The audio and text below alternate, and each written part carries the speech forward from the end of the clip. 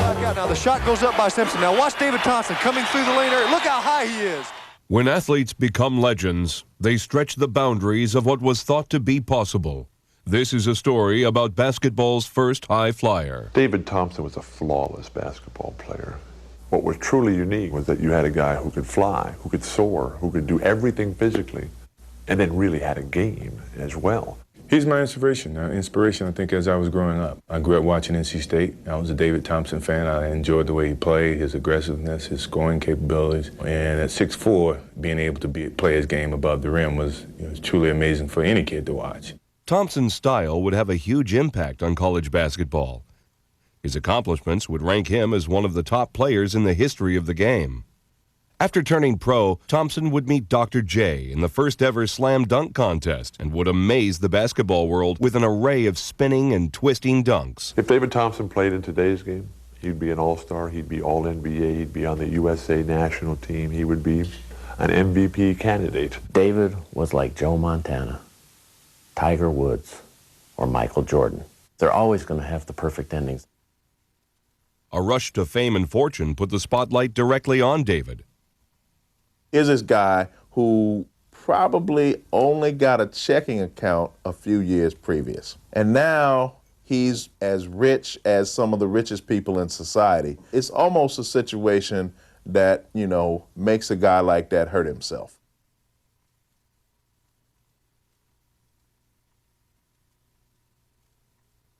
In the 1960s, America was a country deeply divided and segregated by race. Civil rights leaders such as Martin Luther King Jr. would demand equal rights for all Americans, for housing, in the workplace, and in public schools. In 1967-68, Crest High School was opened as a totally integrated, totally consolidated school for southwestern Cleveland County. David Thompson, probably as much as anyone, gets a lot of credit for making that transition very smooth in an area of the South that perhaps things couldn't have gone smoothly. David would become the star of the newly integrated team. He could handle the basketball and lead the break, had a silky smooth jumper. But his passion was taking the ball to the hoop.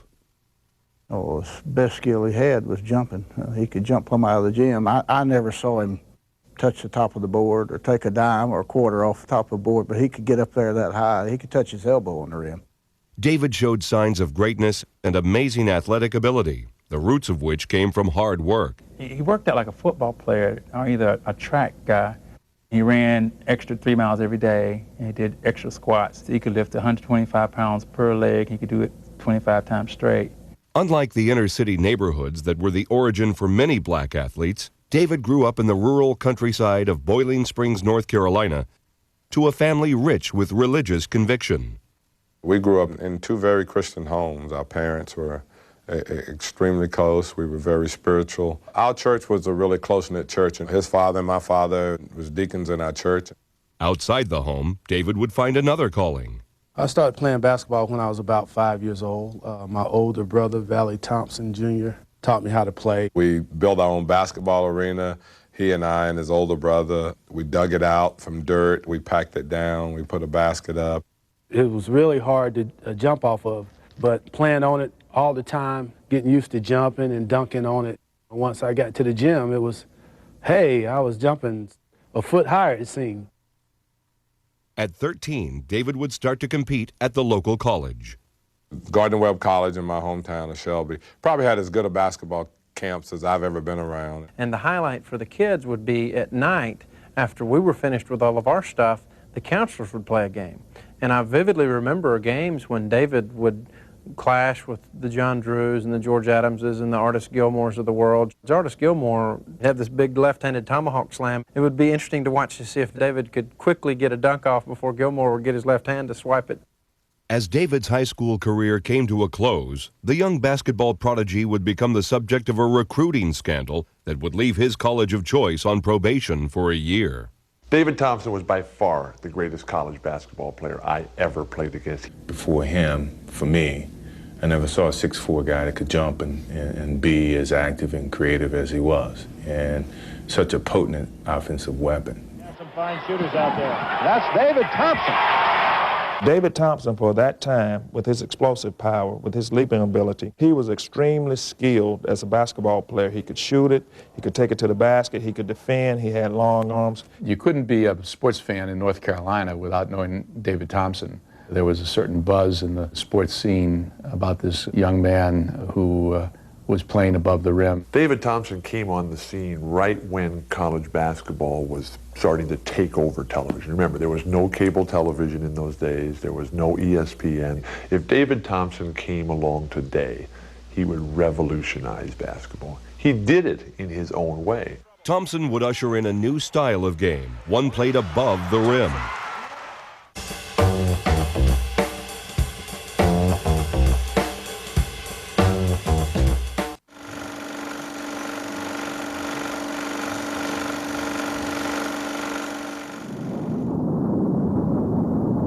As the 1970s began, America was in outer space, landing a man on the moon.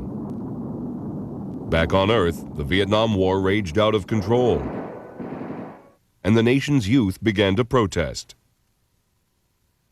In Raleigh, North Carolina, the big news was the signing of a high school basketball phenomenon. I think the way we were able to get David Thompson at North Carolina State, number one, we had Tommy. He knew he was going to be playing with the big man. Sloan would use a cunning strategy to land his prize recruit. You come here to NC State and you will be the guy that everybody compares future players to. You go to Carolina, they're going to be comparing you to Charlie Scotts and people like that. One of the guys I idolized back during that time was a guy by the name of Charlie Scott. He was pretty much one of the pioneers of the game, and I looked up to him. Charlie Scott was the first African-American to play at a predominantly white school below the Mason-Dixon line. Thompson would also overcome barriers when he burst on the scene as a freshman at NC State. He was the #1 player in the country as a freshman. At that time, though, freshmen could not play on the varsity team. I just remember watching him play the Carolina freshmen. I saw him get 38 against those guys without really breaking a sweat. One of the keys to Thompson's success was the playmaking of 5'7" point guard Monty Tao.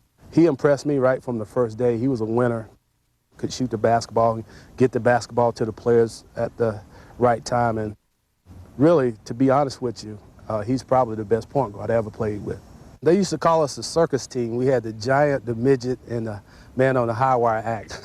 On this unique squad, 6'4" David could jump center, and 7'4" Burleson could lead the break.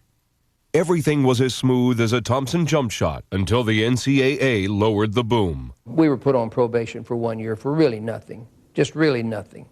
What happened, we signed David Thompson. David came up to visit. I knew he was here. I didn't know where he was staying. I didn't worry about it. But while he was here, he got involved in a pickup game, and one of the guys playing in the game was captain of Carolina's football team. If that situation occurred today, it wouldn't even be a slap on the wrist. Although the team was on probation, the fans were excited, and everyone in the area was taking notice of a very special player. One of my first experiences with David was we would play head-to-head sort of on both ends of the court, and I just remember how unusual it was to see a guy who could elevate at 6'4" the way he did. By that time I was 6'9", and I could block shots and I could bother shots, and again I would get on David and feel like I'm really either block it or get a piece of it, deflect it, something, and the shot would go in. Thompson was more than talented. He was a hard worker. David was a player that worked at his game, and he had just great touch.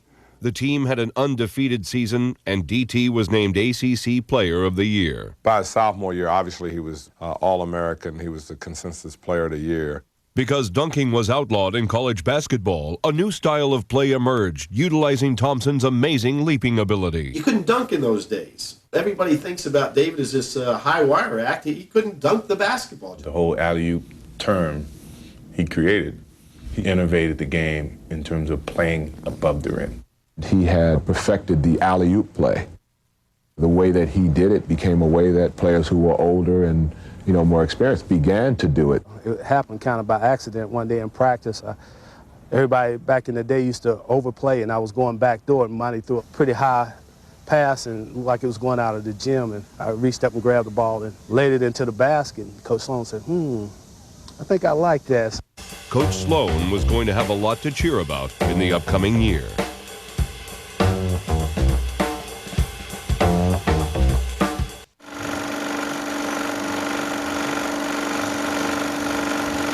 David had caught the eye of the national media, but Thompson and the Wolfpack would have to conquer UCLA before they could claim greatness. That team was unique because it had all of the ingredients and it blended perfectly.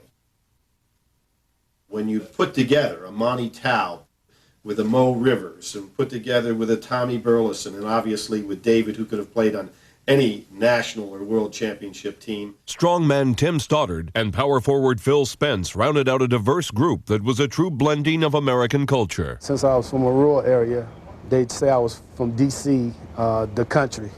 Phil Spence was a Black Panther type. I was the more white redneck type. Tommy was a redneck, and I guess I was the Black Panther. I guess that's the way it was. Back it goes to Burleson. Burleson moving on walls and underneath. Maybe you've seen him way up in the air, going up for the alley-oop. You know he's always there. Just let me tell you, the number's 44. It all adds up to number 1. We all know that for sure. Talking about Face, David, and the Wolfpack. They're always gonna be number 1. Talking about Face, David, and the Wolfpack. The ACC don't like to boast, but they whipped them all from coast to coast. Go ahead on, get down, round and round, yeah, yeah. Now some come from the city to show us how to play. Yes, they think they'll teach us country boys a new and better way. Though Norm is a little old-fashioned, he only teaches us to win. We send our scoreboards round and round and send them home again. Talking about Face, David, and the Wolfpack. They're always gonna be number 1. I'm talking about Face, David, and the Wolfpack. The ACC don't like to boast, but they whipped them all from coast to coast.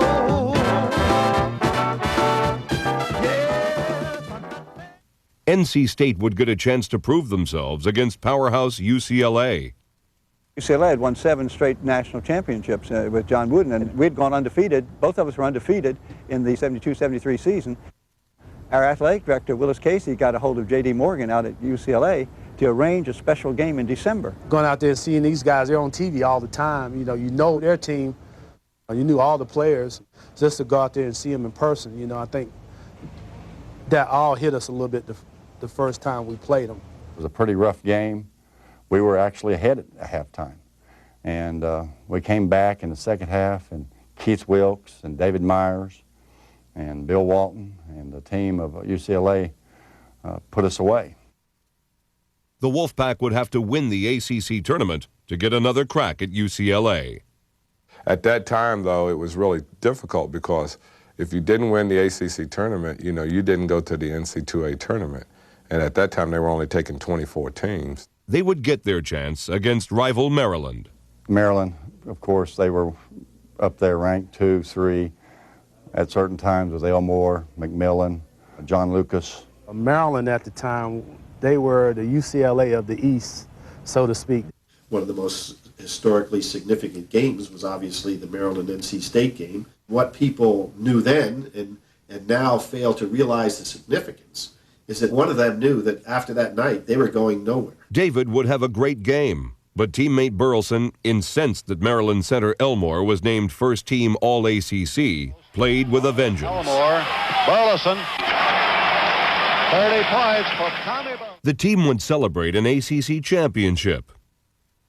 But in a first-round NCAA game, Thompson would take a risk that would nearly end more than a title run.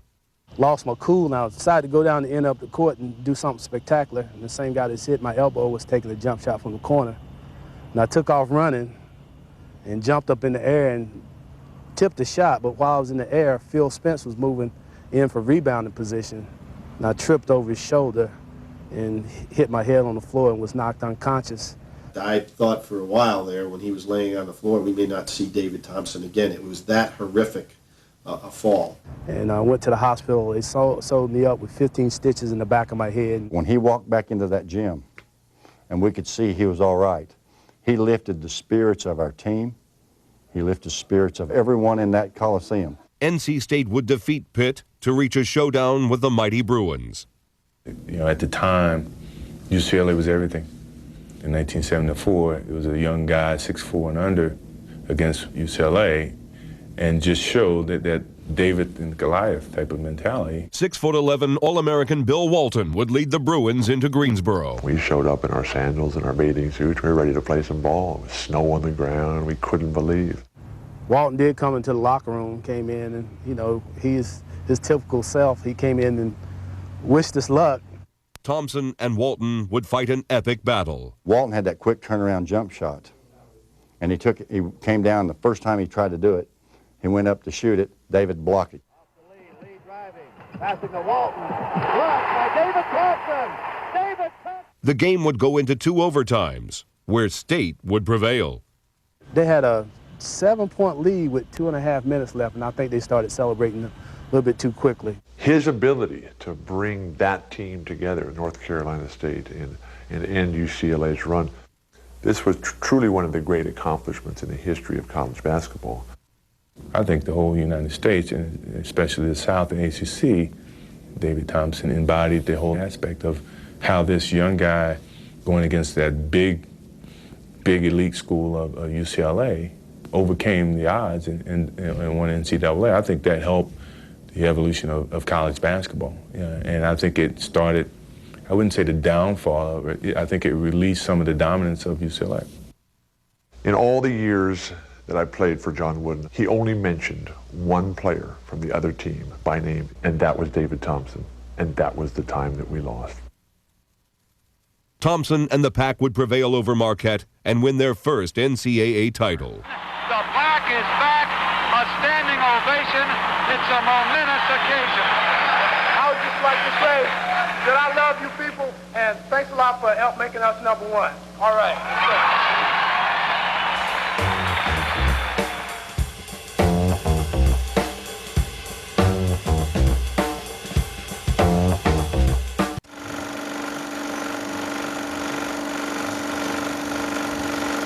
Thompson's picture-perfect game and style had helped NC State win a college championship. He was now a star in North Carolina. Wherever he went, he was recognized. Wherever we go, people wanted a piece of him, and they wanted a part of him, and they wanted to talk to him. He acted the opposite you thought a superstar would act. He'd sign an autograph for anyone at any time. You know, he'd pick up a child for a picture. I would treat people the way I would like them to treat me. You know, my father taught me that at a young age, you know, just to treat people the way you'd like them to treat you, and then, you know, they'll reciprocate. As great as a basketball player as he ever was, he was a much better human being. He had such a great sense of humility. He was a person who had graceful greatness. I've had other athletes, and I won't name them, that were great players and played in professional basketball. They always felt like they were better than they really were. David never really appreciated how good he was. He always felt he had to work on things to get better. After the championship, Thompson would take his high-wire act abroad, where he would amaze opponents.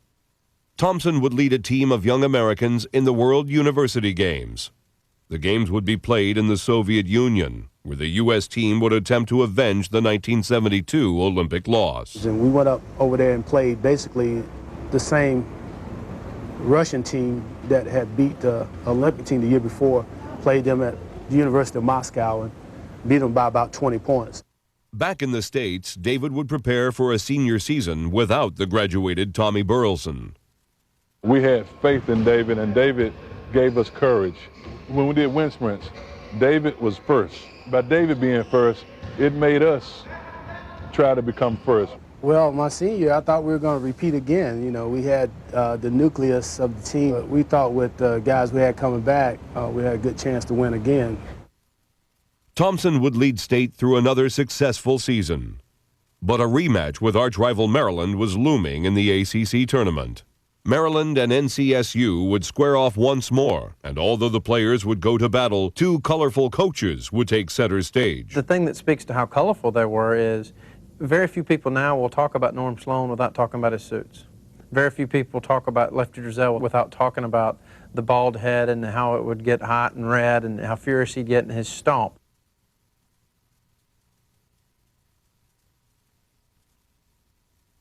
Thompson would lead State into the final, where they would face legendary coach Dean Smith and his North Carolina team led by Phil Ford. Carolina was a little different. They, back then, if they got a lead on you, they'd go into the four corners, and that's something you didn't want, especially once they got Phil Ford. By the end of mid-March, Coach Smith had really worked with us and put us together to become a very good basketball team, and we played four corners and beat State. NC State would lose to Carolina, Thompson would get hurt, and the team would not receive an NCAA bid. David would finish his college career as the Eastman Kodak Player of the Year. In the mid-'70s, Americans would wave goodbye to a president who would leave office in disgrace. The country would also celebrate its bicentennial at a time when ideas on popular culture would begin to change. The 70s is a moment when black culture as a whole is starting to reach mainstream America. One way was through basketball and a league called the ABA, the star of which was Dr. J. Julius Erving.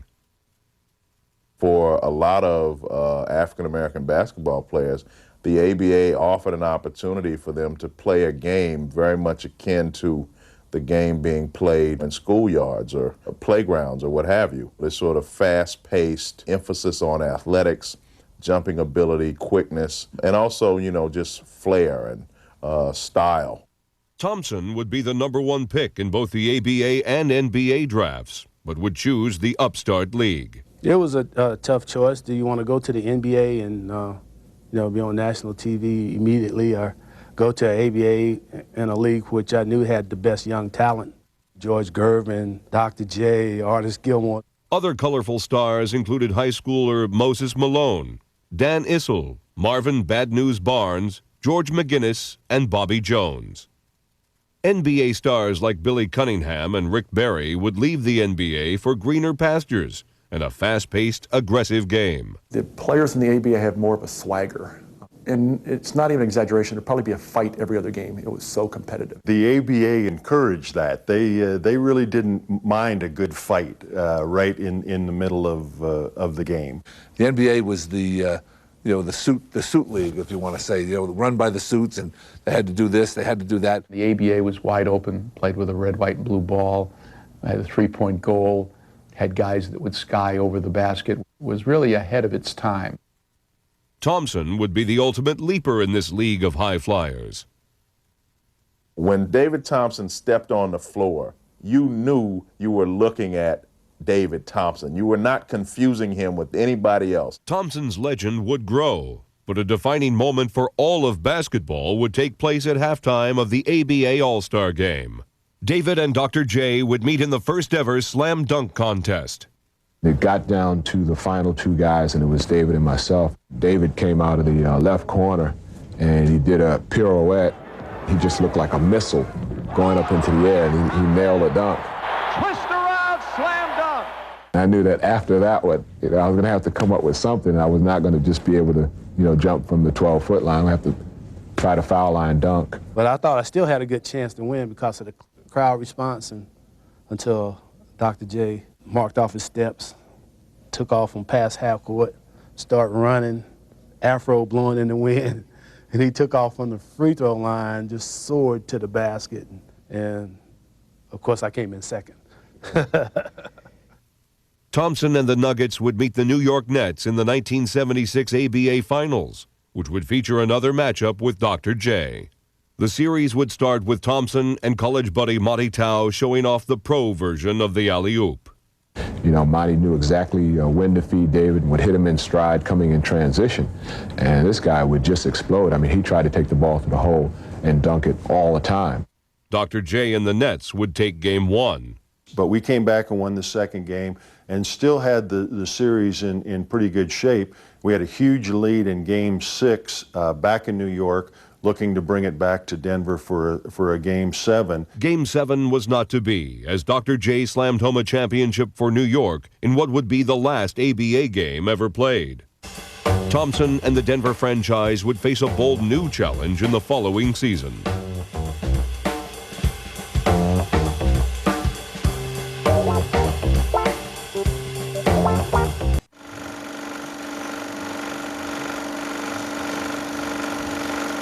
Thompson's Nuggets, San Antonio, Indiana, and Dr. J's Nets were absorbed into the NBA in what was called a merger. Probably a poor choice of words. We went on a suicide mission to the NBA and listened to them tell us what the rules were. The NBA was happy to have a team in Denver, kind of halfway between Chicago and the West Coast. And the fact that we had David on that team certainly helped promote the Nuggets being one of the teams that went into the NBA. When the ABA had the merger with the NBA in '76, they always gave you a few guys you look out for. David was on that list, Julius was on that list, Artis Gilmore was on that list, George Gervin was on that list, and David Thompson was on that list. DT was happy in the NBA and was averaging 26 points per game. We had great fan support. As a matter of fact, we led all of pro basketball in attendance. People really came out to watch us play. And they came out for two reasons. Number one, we still had a little bit of that ABA in us, where we got up and down the court and scored an awful lot of points. But they came to see David, too, because he could do things that a lot of people in the NBA had never seen. The best basketball of the day and probably the road. Oh, bring it down. Oh, did you see? Thompson's aerial attack made him a celebrity in the Mile High City. Thompson was a star in a small market city, and the city gravitated to him, and his image had something to do with it, sure, because it was hard for a rebellious black figure to exist. Even though Ali existed, there was a lot of detractors. David was an extremely popular guy. I mean, he looked good, he was friendly. You could take him to a school, and he was good with kids. He's the kind of guy that the kids seem to identify with.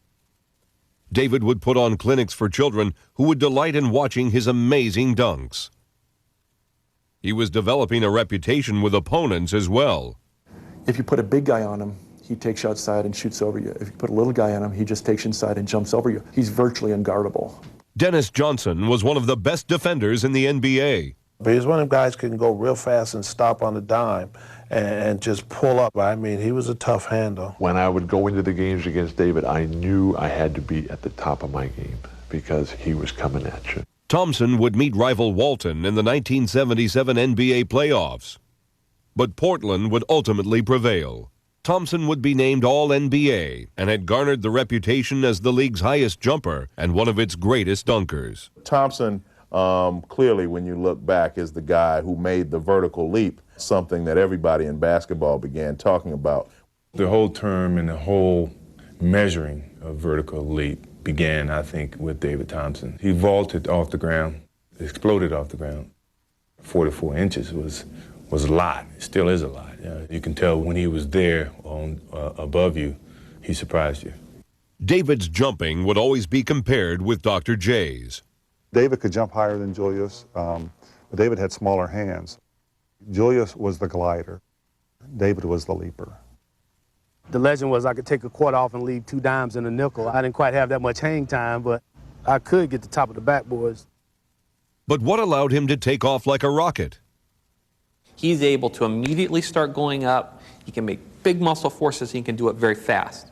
He's been blessed genetically to do that, probably by muscle type. He's also got a great body type for a jumper. A lot of strength in his legs, but not a lot of extra mass that he has to carry around. All of those things work together to facilitate his ability to jump high and to jump fast. If this clay surface that he grew up on and learned to jump on also was softer, which it's going to be than a hard floor, a hard basketball floor, that may have contributed for him to learn how to jump in such a way to make big forces and to make them in a short period of time. And that would fit with him being a fast jumper, someone who could explode off the floor very quickly.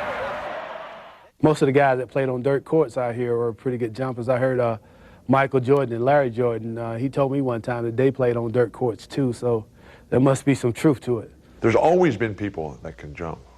What was truly unique about David Thompson was that you had a guy who could fly, who could soar, who could do everything physically, and then really had a game as well. The guy had one of the fastest first steps in the league. And see, he was not big. David, I know he probably wanted to call himself 6'3.5", but he was probably more like 6'2", but he jumped like he was 6'9.5". He had a quick first step, but to me, David's slam dunks were just unbelievable. There was nobody that could dunk like David. His quickness had some peculiar origins. A shortcut home was going through the cemetery. I'd run through there, and most of the nights it was dark, so I was flying through there, dodging headstones and jumping over some. Some people credit my quickness and my quick first step for running around those tombstones.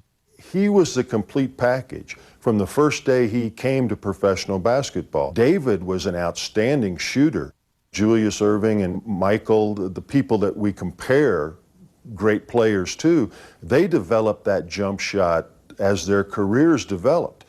David had that from the very beginning. Until Michael Jordan came along, I would say he was the best one-on-one player I had seen. I know it's a big statement to make, but he just was, in my view, totally unstoppable. When he got it rolling, there was just absolutely nothing you could do. David could get on fire from 18 to 25 feet. He had unbelievable moves. He had a quick step, but his leaping ability is what would take you out of your chair. The Nuggets were having another great season and were a cohesive unit. All of his teammates loved him because he helped you win games, and he was the type of player that made everybody on the court better, not a player who subtracted from the rest of the team to get his stats. Against Detroit in the final game of the season, DT would play for a scoring title. The first half was the greatest exhibition I've ever seen. He had 52 points, he was 20 for 23, and he missed his last 2 shots, so you can imagine. And I don't think he forced any shots, and he played within himself, and he wasn't actually going out to win a championship. He was going out to win the ball game. I got pretty hot in the first quarter, and the guys would get me the ball in good field position. So I kept shooting it and kept making it. To score 73 points in a game, you got to be able to dominate that game. You got to be hitting jump shots, you got to be hitting dunks, you got to do all the different defenses, steals, things of that nature. In a 48-minute game, you got to completely dominate. The game where he scored, I think, 73, he and I combined for 85, I think, that night. But he was, I remember that game, it was, you were aware that he was battling Gervin for the scoring title, but when David came out, he wasn't taking bad shots, but he was just making all the shots. Thompson would shoot 28 for 38 from the field on his way to 73 points. Denver GM Carl Scheer was quick to sign David, an impending free agent, to a landmark contract. 5-year, $4 million contract, $800,000 a year. And at the time, it was the highest contract in team sports. Being black in America is always about upward social mobility. How do you go from point A to point B? Well, David Thompson achieved that, and he achieved it at a time when not a whole lot of other African-American athletes had done so. He's used his skills as a basketball player to become a millionaire. $800,000 doesn't seem like much money today, but you have to remember at that time, the player who was making the most money in professional basketball was Kareem, and he was making $350,000 a year. David Thompson was living the American dream, but what was around the corner would surprise everyone. I watched his career with enormous anxieties and sadness as I watched what appeared to be a wonderful young man whose life I thought would be blessed with great successes just deteriorate and go downhill.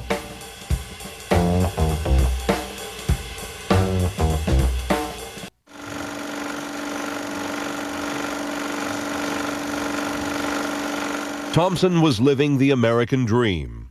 He signed the largest contract in sports history and was all NBA. Meanwhile, the rest of America was in a recession with runaway inflation. A nuclear power plant at 3 Mile Island would shake the confidence of all Americans. As the Star Wars phenomenon swept across the nation, the name Skywalker took on a new meaning. The introduction of the games, they say, Skywalker, David Thompson, blah, blah, blah, and the crowd would go ballistic. They go bananas. That would fire him up even before the game is start. When I dunked the basketball, I used to cross my leg in the air, and it looked like I was walking in the air, so that was a natural name for me. I picture David going right through the middle, driving from the side, going to the middle, rising up above the centers and jamming. No matter the opposition, he was coming at you. David Thompson would say, I'm coming to the hoop and I'm going to throw it down in your face, and he succeeded. David's personal life was taking shape as well. He would marry longtime girlfriend Kathy Barrow. Then Skywalker would take his act to the 1979 All-Star Game, where his performance would win him the game's MVP. His dazzling dunks would also land him a lucrative shoe contract.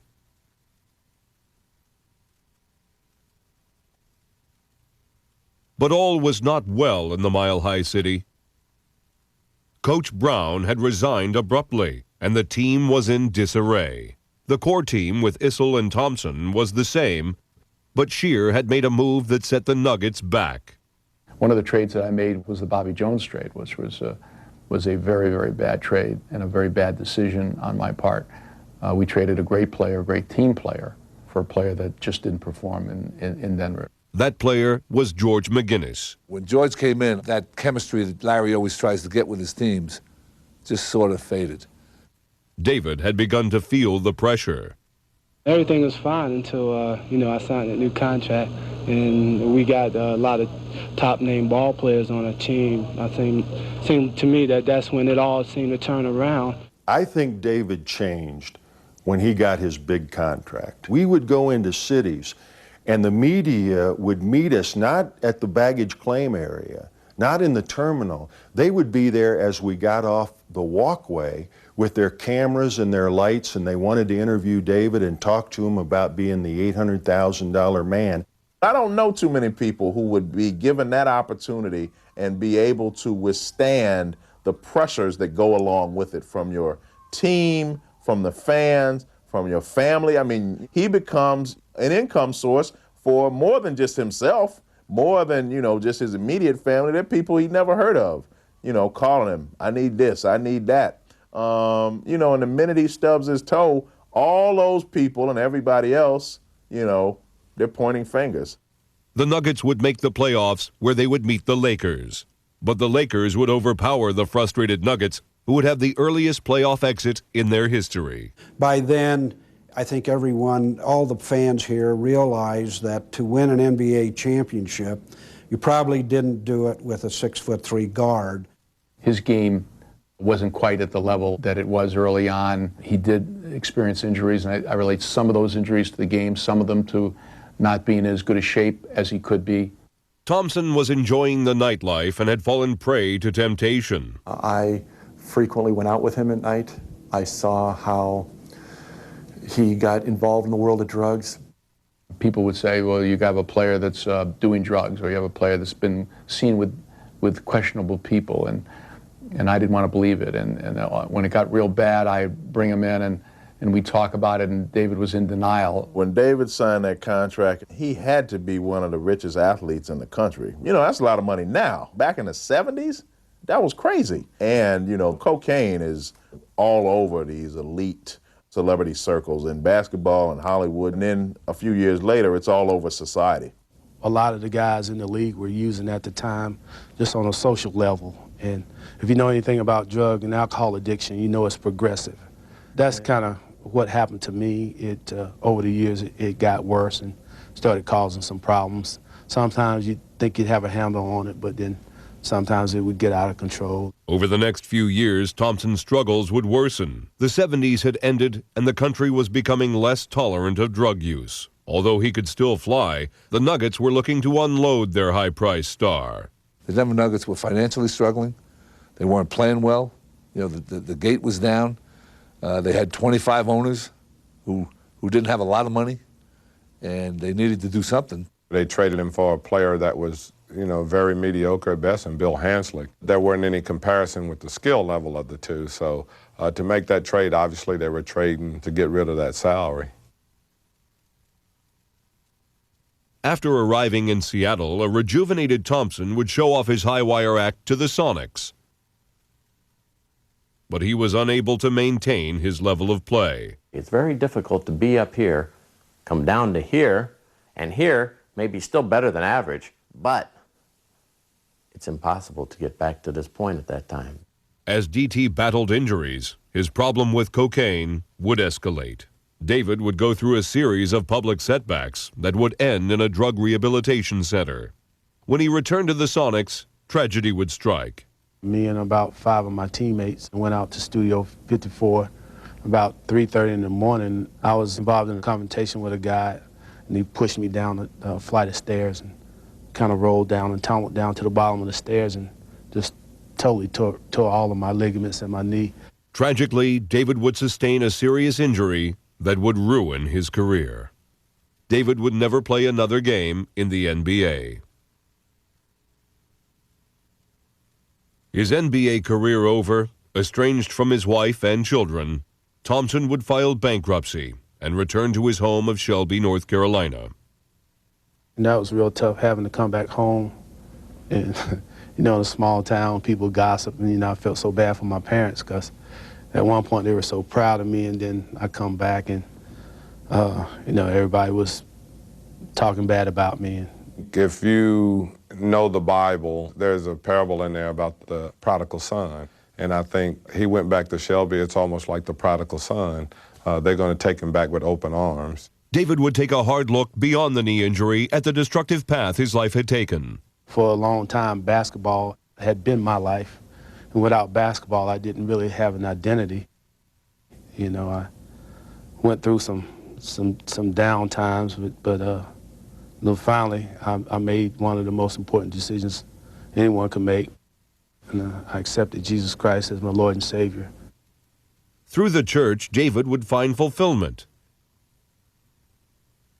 He reunited with wife Kathy, daughters Erica and Brooke, and reconnected with his beloved alma mater, North Carolina State.